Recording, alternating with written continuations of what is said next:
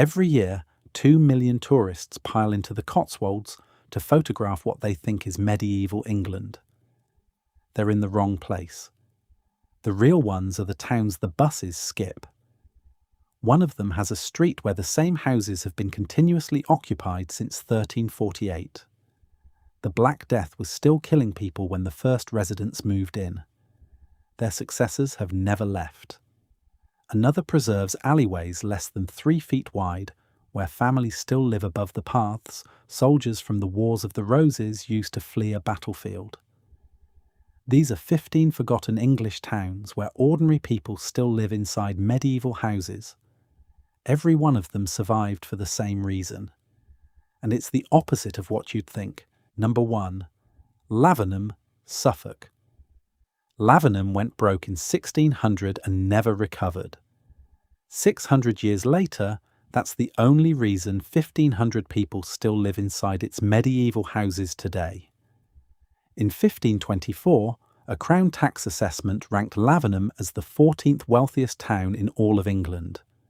By population, it was tiny, fewer than 900 souls. By taxable wealth, it was punching above Lincoln, above York, above the city of Oxford. The reason was wool. Lavenham produced a specific dyed broadcloth that sold at premium prices across the Low Countries and the Hanseatic ports. Then the trade collapsed. Cheaper Dutch cloth flooded the European market in the 1560s. By 1600, the town was finished. The merchants couldn't afford to remodel their houses in the new fashion. They couldn't afford to demolish them either. So the timber-framed merchant houses froze in place, exactly as they were built in the 1480s.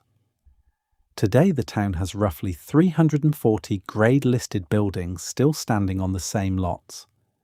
Many of them are tilted at angles that look impossible. The crooked house on the high street leans nearly 15 degrees off vertical. That isn't bad construction. The medieval builders used unseasoned greenwood oak, which warped predictably as it dried over the next century. The frames moved into stress positions and locked. 600 years later, those frames are still load-bearing. About 1,500 people live in Lavenham today, many of them in those exact houses. The Guildhall on the Market Square has been in continuous civic use since 1470. Lavenham's 21st century survival is a direct result of its 16th century failure. Number 2. Saffron Walden, Essex. This one is named after a flower.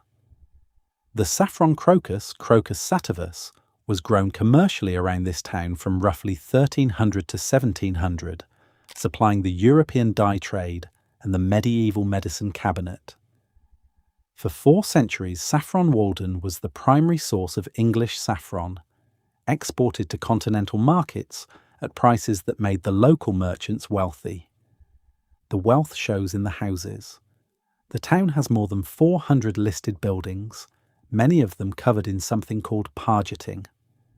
Pargeting is a decorative plasterwork technique where wet lime plaster is pressed, combed and incised before it sets.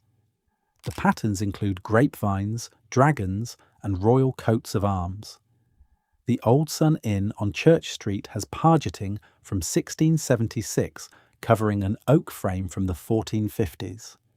People are still living behind those plaster panels.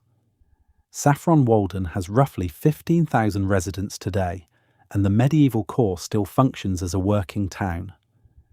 There's a primary school operating out of buildings that were standing in the reign of Henry VI. The saffron crop disappeared when cheaper imports from the Mediterranean undercut local prices in the early 1700s. The growers went broke. The houses stayed. Number 3. Tewkesbury, Gloucestershire. On the 4th of May in 1471, a small army of Lancastrian soldiers was massacred in a meadow just south of Tewkesbury. The Battle of Tewkesbury ended the 3rd phase of the Wars of the Roses. Edward of Westminster, the 17-year-old Lancastrian prince, was killed during the rout. The Tudor line eventually descended from the survivors. The town the battle was named after still exists, and it still has the alleyways the soldiers ran through. Tewkesbury preserves more than 90 medieval and Tudor alleyways, called locally the alleys, some of them less than 3 feet wide between the buildings on either side. The alleys are public rights of way that have not been altered since the 15th century. The buildings flanking them are timber-framed, with jettied upper floors that overhang the alley by up to 2 feet. People still live above those alleys. The houses are connected to modern plumbing, but the floor plans are unchanged.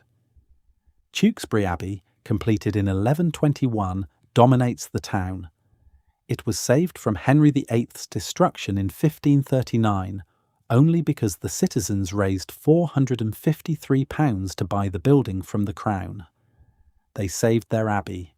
The abbey saved their town.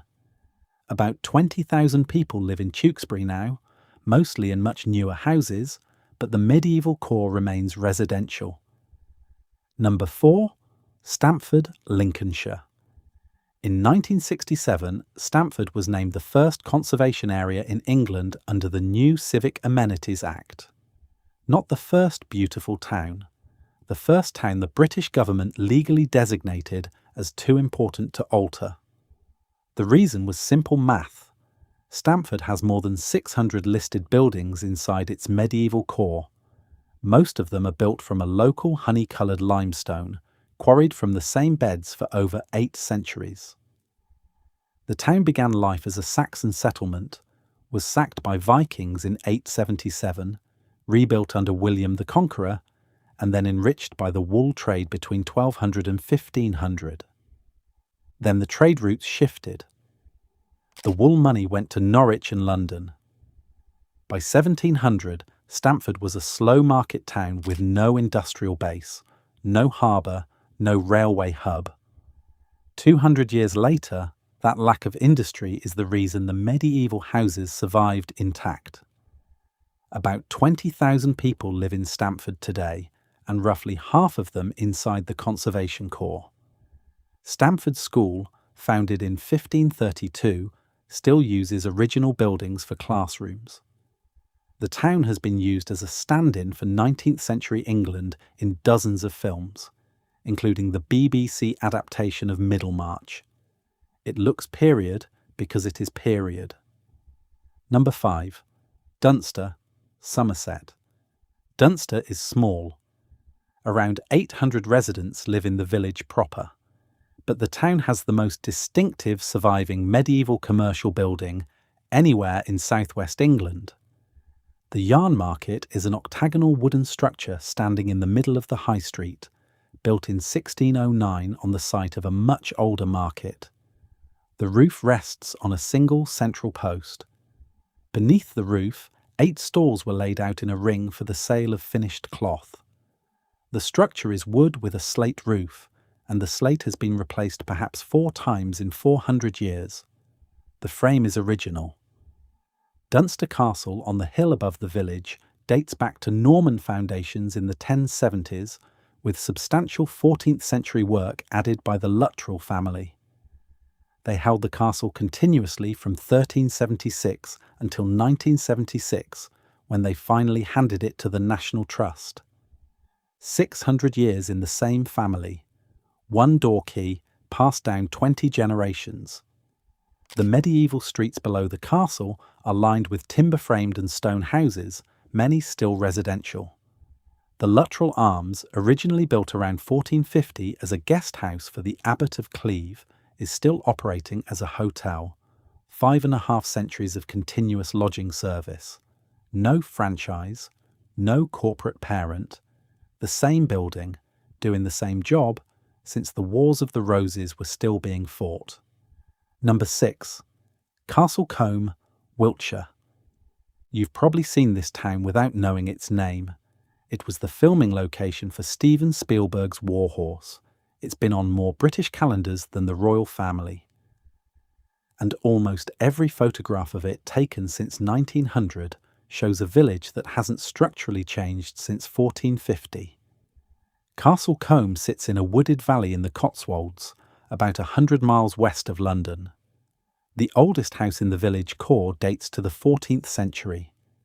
Many of the surviving cottages are former weavers' houses from the 1440s, when Castle Combe was the centre of a regional broadcloth industry. The market cross in the village square was put up in the 1300s. What protects the town today is its complete inability to expand. The valley walls are too steep. The river runs right through the middle. There is no room to build. Modern Castle Combe has roughly 350 residents, almost all of them in stone cottages older than the United States. Cars are banned from the historic core. Television aerials and satellite dishes are also banned by local covenant. The result is a town that looks the same in 2024 as it looked in 1750, and looked the same in 1750 as it looked in 1500. Number 7. Sandwich, Kent. In the year 1300, Sandwich was one of the most important ports in England. It was a member of the Chinky Ports Confederation, a group of 5 ports on the southeast coast that supplied ships to the English crown in exchange for tax exemptions and judicial autonomy. Sandwich provided some of the ships that took Edward III's army to Crecy in 1346. By 1500, the harbour was silting up. The River Star, which connected Sandwich to the sea, was filling in with sediment from the surrounding farmland. By 1600, the sea had retreated nearly 2 miles east of the town. By 1700, Sandwich was no longer a port at all. That economic disaster is exactly why the medieval town is still standing. There was no money to rebuild. There was no industrial revolution to invade. Sandwich today has more than 500 listed buildings, including Strand Street, which contains one of the highest concentrations of medieval and Tudor houses anywhere in England. Strand Street was originally the waterfront of the medieval port. The buildings facing it were warehouses and merchant houses built between 1380 and 1480. The sea is now 2 miles away across reclaimed marshland. The warehouses are private homes. About 4,600 people live in Sandwich, many of them inside medieval buildings whose front doors used to open directly onto a working harbour. Number 8. Wells, Somerset. Wells is the smallest city in England by population, about 12,000 residents. It earned city status because it has a cathedral, and just behind the cathedral there is a street called Vicar's Close. Vicar's Close is the oldest purely residential street in Europe, still being used for its original purpose. It was begun in 1348, in the depths of the Black Death, and completed by the early 1350s. The street was built to house the Vicar's Choral, the men who sang the daily liturgy in the cathedral. There were 42 houses, 21 on each side of a narrow stone-paved street, each with a small front garden, a chimney, and a single front door. Almost 700 years later, the houses are still occupied by men associated with the cathedral. The chimneys were heightened in the 1470s. Indoor plumbing arrived in the early 20th century. Otherwise, the street looks the same as the day it was finished. Same houses. Same chapel at the north end. Same hall above the gateway at the south end. Same residents doing the same job, sleeping in the same rooms. There is no other street in Europe with that continuity of use. Almost 7 centuries of unbroken occupation in the same houses, doing the same work as the men who first walked through the gate in the autumn of 1348, while the plague was still killing 1 in 3 of their countrymen. Number 9. Lacock, Wiltshire. The reason Lacock looks the way it does is because one family refused to modernise for 400 years. Lacock village was attached to Lacock Abbey, founded in 1232 by Ela, Countess of Salisbury. After the dissolution of the monasteries in 1539, the abbey and the village were sold to Sir William Sharrington, who converted the abbey into a country house. The Sharrington family eventually passed both the abbey and the village to the Talbot family by marriage in 1714. The Talbots held Lacock continuously for the next 228 years. They forbade the addition of overhead wires inside the village. They forbade the painting of doors in modern colours. They forbade external alterations to any house. In 1944, Matilda Talbot donated the entire village to the National Trust under the same restrictions. The result is a working village of roughly 300 residents living in stone and timber houses dating from 1300 to 1700. The streets have no overhead utility lines. There are no modern shop fronts. The houses are private homes occupied by tenants on long leases. Lacock has been used as a filming location for Pride and Prejudice, the Harry Potter films, and Cranford, because it requires almost no set dressing to look pre-industrial. It already is. Number 10. Shrewsbury, Shropshire. Shrewsbury is not a small town. It has roughly 73,000 residents and serves as the county town of Shropshire. What makes it medieval is that more than 660 of its buildings are listed for historic protection, and the highest concentration sits in the old town inside a near-perfect bend of the River Severn. The river bend forms a natural moat. The medieval town was effectively a peninsula, with a single neck of land defended by the Norman castle on the north side. Inside that loop are streets like Weil Cop, Pride Hill, and Fish Street, lined with timber-framed buildings from the 1400s and 1500s.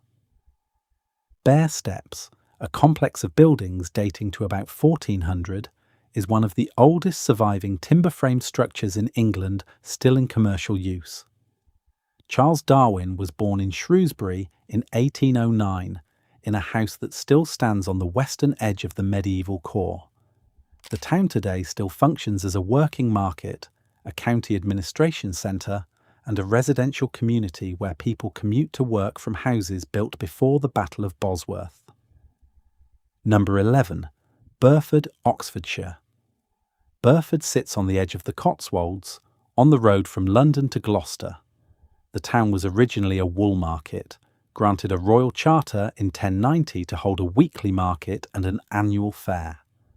The medieval high street descends a steep hill toward a stone bridge over the River Windrush, built in stages between 1280 and 1450. Halfway down the high street is the Tollsey, a small stone building from the early 1500s where market tolls were collected. Just past it is the Lamb Inn, a thatched roof coaching inn that has been operating continuously since around 1420. The street is still lined with stone-fronted houses dating from the medieval period through the 17th century, almost all of them still residential. Burford never industrialised. The wool trade declined after 1600. The railway, when it was built in the 1850s, bypassed the town entirely, going through Witney and Charlbury instead.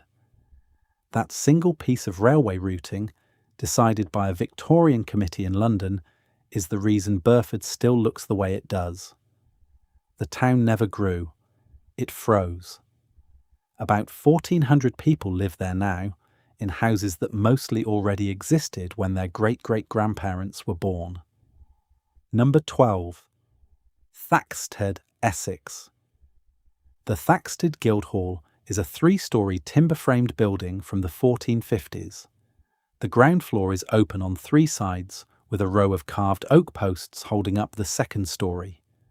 The second story holds a meeting hall used for civic functions for the past 570 years. The top floor was originally the records room of the Cutlers Guild, which was the trade Thaxted depended on for its medieval wealth. The town produced knives, swords, and other edged weapons for the English market between 1380 and 1500. The Guildhall is still in active municipal use. Town council meetings are held there. The records room still holds parish records. Around the Guildhall, the streets of Thaxted contain over 200 listed buildings, many of them timber-framed houses dating from 1400 to 1600. The composer Gustav Holst, lived in one of those houses from 1917 to 1925 in a cottage on Town Street that was already nearly 400 years old when he moved in. He wrote much of The Planets there. About 2,000 people live in Thaxted today. Number 13, Chipping Campden, Gloucestershire. In 1380, a wool merchant named William Greville built a stone house in the Cotswolds. The house was called Greville House. It is still standing on the high street of Chipping Campden, still occupied as a private residence, more than 640 years after it was completed. The two-storey bay window on the front is one of the earliest surviving examples of that architectural feature anywhere in England. Greville was reportedly the wealthiest wool merchant in England in his lifetime. Chipping Campden owed its medieval prosperity to him and the merchants who followed. The market hall in the centre of town was built in 1627 by Sir Baptist Hicks, a London financier, on a stone arcade that is itself older. The almshouses on Church Street were built in 1612 to house 12 poor people of the parish. They are still in use, still housing 12 elderly residents of the parish. 400 years of unbroken charitable service from the same building. About 2,300 people live in Chipping Campden now. The High Street is one of the longest continuous stretches of unaltered medieval and early modern facades in England, running for nearly half a mile of stone-fronted houses, each one still occupied. Number 14, King's Lynn, Norfolk. King's Lynn was the third most important port in medieval England, behind only London and Bristol. It was a full member of the Hanseatic League, the trading network that dominated North Sea commerce from the 1200s through the 1500s. Goods from Russia, the Baltic, the Low Countries, and the Mediterranean came through King's Lynn for nearly 400 years. The Hanseatic Warehouse on St. Margaret's Lane is the only surviving Hanseatic building in England. It was built in 1475 to store goods belonging to merchants from Lubeck and Hamburg. The brickwork is Flemish bond. The timber roof structure is original. The building is now used as council offices. Around the warehouse, the medieval town survives in pockets. Hampton Court on Nelson Street is a timber-framed merchant's house from the 1390s, still in residential use. The Trinity Guildhall on the Saturday Marketplace was built in 1421 and still serves as the town's main civic building. About 45,000 people live in King's Lynn now. Most of them work in the modern town, but several hundred still live inside the medieval core, in houses where Hanseatic merchants stored Baltic timber and Russian fur 8 centuries ago. Number 15. Rye, East Sussex. We end at Rye. Rye sits on a sandstone cliff overlooking the marshes of the River Rother, about 15 miles east of Hastings. In the 1300s, it was a chinquy port like Sandwich, supplying ships to the Crown. Like Sandwich, it lost its harbour when the sea retreated in the 1500s. Unlike Sandwich, it kept its strategic position on a defensible hill. That defensibility matters because Rye was a smuggling town for 3 centuries. Brandy, lace and tea moved through Rye's cellars from the 1600s to the 1830s, hidden in tunnels carved beneath the medieval houses. The Mermaid Inn on Mermaid Street is the most famous of those buildings. The cellars date to 1156. The current structure was rebuilt in 1420 after the French raided and burned the town in 1377. The inn has been operating continuously since the rebuild. 600 years of beer service. The bedrooms upstairs have been used by smugglers, soldiers, novelists, and tourists. The novelist Henry James wrote, "The wings of the dove inside a 1723 house called Lamb House that sits on a street of medieval cottages." Today, about 4,500 people live in Rye. The cobbled streets, the timber-framed houses, the cliff-top setting are all working parts of a real town. School buses run up Mermaid Street in the morning. Children walk to school past walls that watched the French invasion fleet burn in 1377. Now step back and look at what these 15 towns share. Everyone got rich early. Everyone lost their primary industry between 1500 and 1800. Everyone was too poor through the Industrial Revolution to demolish what their ancestors had built. And everyone now has more historic value than the cities that destroyed their medieval cause in pursuit of progress. Lavenham lost its wool trade in the 1560s. Sandwich lost its harbour by 1600. Burford got bypassed by the railway in the 1850s. King's Lynn faded after the Hanseatic League collapsed. Each town's commercial death sentence became its architectural life support. The fight isn't over. Lavenham, Wells, Lacock and Rye have all defeated planning applications within the past 30 years. The moment a town regains value to a developer, the houses become a target again. That's the honest answer. Real architecture only survives when it's temporarily worthless. 600 years of medieval England survived because the world forgot to make money off it.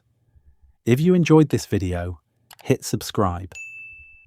We're digging up forgotten history every day. Drop a comment and tell me which of these 15 towns deserves a full deep dive next. The Battle of Tewkesbury and the alleys it was fought through, the smuggling tunnels under Rye, or the Hanseatic warehouse trade routes that ran through King's Lynn. I read every comment.